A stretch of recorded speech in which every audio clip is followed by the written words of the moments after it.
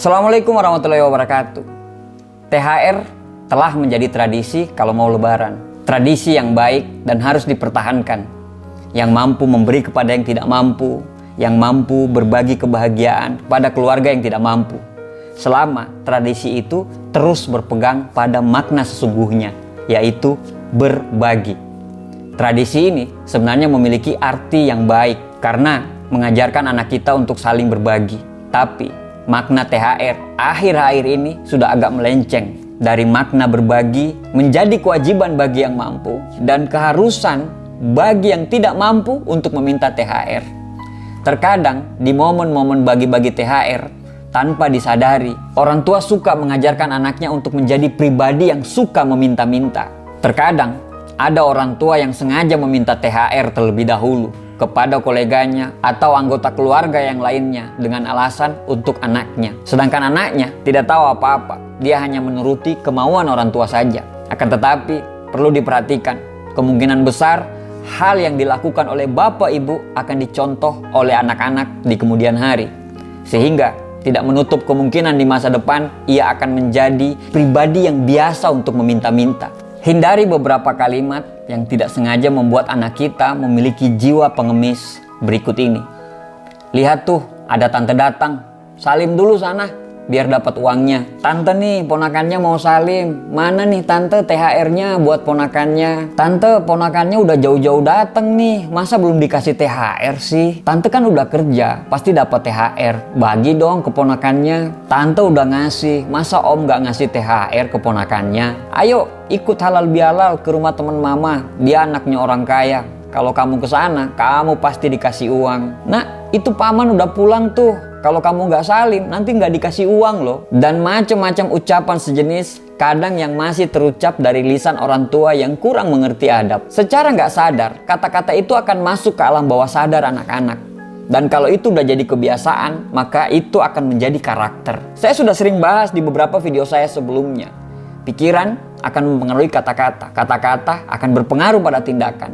Tindakan akan membentuk kebiasaan dan kebiasaan akan membentuk karakter.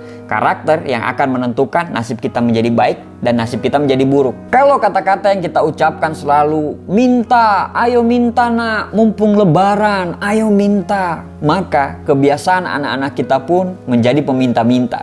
Dan tanpa sadar kita membentuk karakter anak kita menjadi seseorang yang tangannya selalu harus di bawah.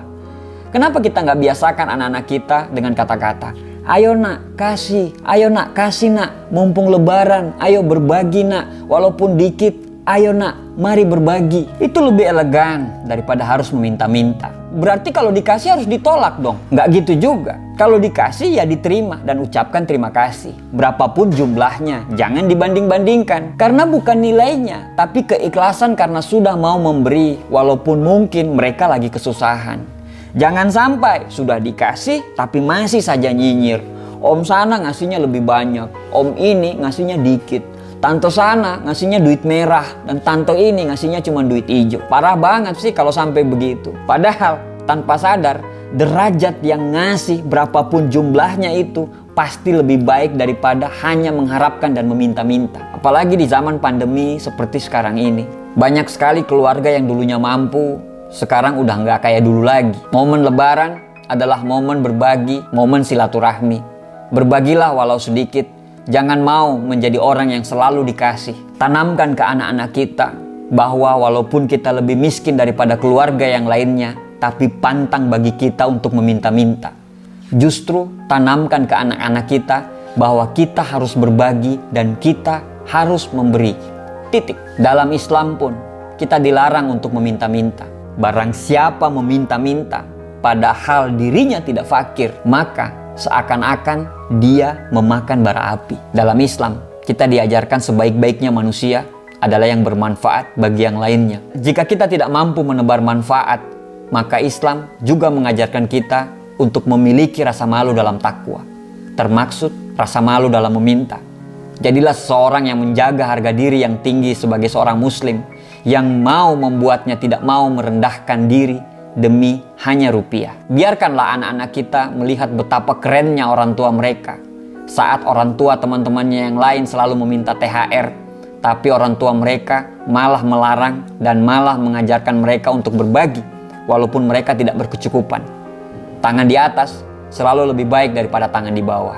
Silaturahmi dan saling memaafkan tanpa embel-embel mengharapkan THR adalah salah satu cara untuk menjaga keagungan Hari Raya Idul Fitri. Dan biarkanlah anak-anak kita belajar bahwa suatu saat nanti yang mereka tahu hanyalah berbagi. Ajarkan mereka untuk selalu menempatkan tangan mereka selalu di atas. Semoga kita semua selalu sehat dan selalu dalam lindungan Allah Subhanahu wa Ta'ala. Selamat Hari Raya Idul Fitri. Minal aijin wal faizin. Mohon maaf lahir dan batin.